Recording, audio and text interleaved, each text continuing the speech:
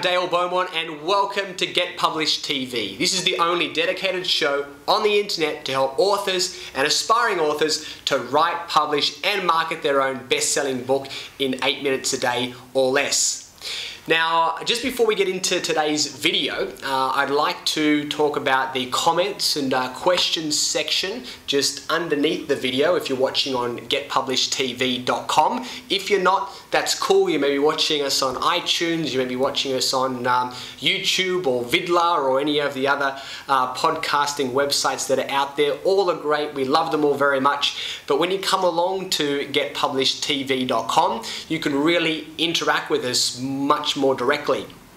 We have a comments section that are underneath all of our videos on our website, and that's your opportunity to just give us some feedback and tell us what you think of the ideas that we're actually sharing. So please leave us a comment, let us know what you think. If you want to say thank you, then we'd really appreciate it. We're obviously putting out lots of energy to bring this show together and make this information available, and we really feel that we're giving away a lot of really good stuff that I've paid tens of thousands of dollars to learn, and I've probably invested hundreds of thousands of dollars in mistakes to learn this information, and we're really making it available to people at no cost. So that's why we'd love to get your feedback. Please leave it in the boxes below, but also let us know your questions. If you've got some questions, then please write down a question and we'll do our best to answer it on a future episode. Or if you're a publisher or you're an author or you're a book marketer or a publicist or you're a specialist in the area of internet marketing, whatever it is, if you feel like you can contribute something of value, then please let us know. If you've got a point you'd like to add on to what we're actually discussing, then again, add it below as well, and you'll be able to add value to other people as well, because you can read, of course, everybody else's comments. So to set yourself a little bit of an assignment now, this is your mission. Should you choose to accept it, at the end of the video, please leave us a comment, or leave us a comment while you're watching it. It's up to you. Now, let's talk about ebooks, which is the topic of our conversation. A number of people have been asking me, what's your opinion on ebooks? Does that mean that the traditional books are going to be dead in 5 years' time, and we're not going to have any more bookshops around? Is it going to be all ebooks in the future? I've got some thoughts and opinions on that, as I know many people do, but I thought I'd share with you some of mine and leave it up to you, and you can make up your own mind. Now, in order for me to actually give you an answer, all you need to do is really to look back over the last, say, 50, 60 years and look at all of the different trends. Now, the message here is that a communication medium will never die or never will be replaced by something else completely, and you'll see examples of that. Technology, on the other hand, does get replaced, and for example, you can look at cassette tapes. Who has cassette tapes anymore? We all have CDs and DVDs, but then again, the trend is changing, and probably in another 5 years' time we won't even have CDs anymore. Everything will be MP3 download, and we're already moving to that point with many people with iPhones and iPods. So that's kind of already happening. So you can see evidence and proof that technology changes, and technology mediums can be completely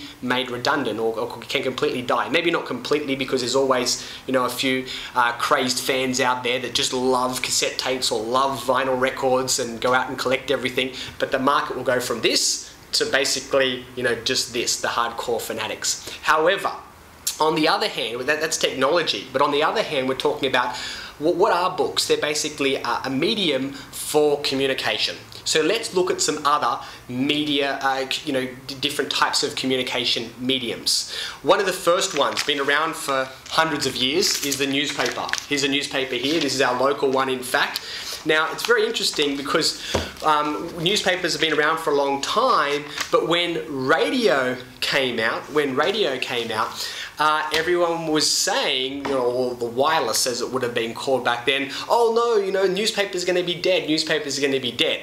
Well, you can see the trends over the last, 50 years or so. Newspapers, of course, haven't died. Newspapers are still a very important medium for communication. Some may say that sales have dropped a little bit, and certainly that's true. They may have gone from here to here, but they haven't gone from here to here. They haven't died altogether. So that again is kind of giving us a bit of an indication of kind of where we're going with this. But then after radio, we then had television, of course. Now with television, and you may have even heard the song, "Video killed the radio star," because everyone said, now we've got television, why would anyone want to listen to the radio? Well, as you no doubt know, radio hasn't gone anywhere, because we can't watch television while we're driving in our car. Maybe we can in the future, but people still listen to their radio while they're driving. People listen to the radio while they're maybe doing the washing, or maybe doing things around the house, or people listen to radio when they're at work and they have to physically do things with their hands, or maybe do things with their eyes, but they can still, of course, listen to music in the background, or waiting rooms, or whatever. So therefore, even though we now have television, radio hasn't died. Maybe sure, it's gone back a little bit because some advertisers have put their money into television as opposed to just radio, but radio still exists and it's still very prominent today. And then the next evolution is, of course, the internet. So if I was to draw this out, we had newspaper here, and then we had radio. After radio, we have had television, and after television, we have had the internet. Now, and I probably will also put in here as well, somewhere along the lines, we had magazines. Magazines again can be put in a similar category to newspapers. I'm holding one here in my hand just to show you. This has got Reese Witherspoon on the front cover. But again, the same thing applies. Now, with regard to the internet has probably had the biggest change, the biggest shift with regards to all these communication mediums. But again, even with the internet, none of these other communication media have died. They're all still there, and they all still have their place. However, it is true. I just saw, this is probably about a week and a half ago now, a current affairs program here in Sydney, or across Australia, was talking about the decline in magazine sales. And women's magazines across the board in the last, I think it was 3 years, have gone down by about, I think it was close to 9 or maybe even close to 10%. Now that's huge, because Australians are actually the biggest consumers of magazines per capita from any country in the world. So we've gone down, and this is not the Woman's Weekly. Well, we have a magazine called the Australian's Woman's Weekly, and in the 1970s they were doing about 1 million copies a month. Now they're around to about 500,000. So that's come down quite significantly. Why? Because you can obviously see the trends. When did people used to buy magazines? Well, the majority were purchased by women. They were purchased by women that most of them at that point, maybe that time, didn't work or didn't work full time. So they would take the kids to school, come back, maybe do a little bit of housework, and maybe they'd sit down for half an hour or so, read their magazine, have a cup of tea. What woman on the planet today? A few do, of course, but if you talk to my wife, she'll say, look, I don't even have time with a little 18-month-old son to even have a shower, let alone sit there over a cup of tea or a cup of coffee and sit down and read a lovely magazine. People just don't have the time anymore. A lot more people are working, so sales have dropped significantly, but the message is they're still there. They haven't actually died. So let's now talk about ebooks. So now we've seen that trend.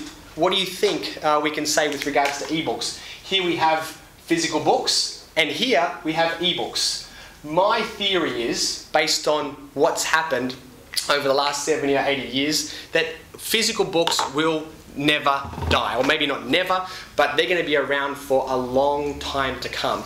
Yes, we have ebooks. We even have ebook readers. We have things like Kindle, and there's Sony's got one out, and there's a bunch of other companies that now have ebook readers. And we've also got a computer that can store hundreds and hundreds of books. But when I am late at night, just before I go to sleep, the last thing that I want to do if I've been working on my computer all day is to sit my computer on my lap and to read a book, an ebook, in bed. You know, if I put this on my lap, sometimes it can be quite warm, and you know, I'm looking at a computer screen, and the last thing that I want to do is look at a computer. I'd much rather pick up a physical book and sit there and actually read it. So my opinion is a long way of saying I don't think physical books are going anywhere, at least for a long time. Certainly, evidence has shown us there will be a decline. There will be a decline, and already a lot of big publishers and a lot of big bookstore chains are already feeling the pinch. They're already noticing and reporting a reduction in sales. So it's inevitable. There will be a downturn in the physical book market because of ebooks and other digital information channels such as the internet. So what that means is it's going to start to become more competitive. The market will be contracting. It's not going to be disappearing, but it will be contracting. And so you need to now think differently when it comes to how you are going to market and promote your book, so you can stand out from the crowd and be different to everyone else. So this video has been a little bit different to some of the other ones. You know, a lot of the other ones are packed with content and lots of, you know, hardcore information. This one I just wanted to share my views and opinions on physical books versus ebooks and where the kind of trends are going. And this is just good for you to kind of think about, because sometimes there's people out there that are very dramatic and say, you know, make all these claims and say things like, oh, you know, books, why are you writing a book, because in 5 years time everyone's going to be reading ebooks and it's a waste of time, or no one's going to be buying ebooks even, everyone's going to get their information online. And look, you know, be careful what you believe. You just got to look back throughout history. Remember, technology does die, technology does get replaced, but communication mediums never die. They just, you know, there just becomes more of them, and we just learn to access our information in different ways. So sometimes it's newspaper, sometimes magazine, each have their place, and they all just find their own way of fitting into our lives. So hopefully you got some value from this video. Thanks for watching. You're listening to Dale Beaumont, and this is Get Published TV. See you again next time.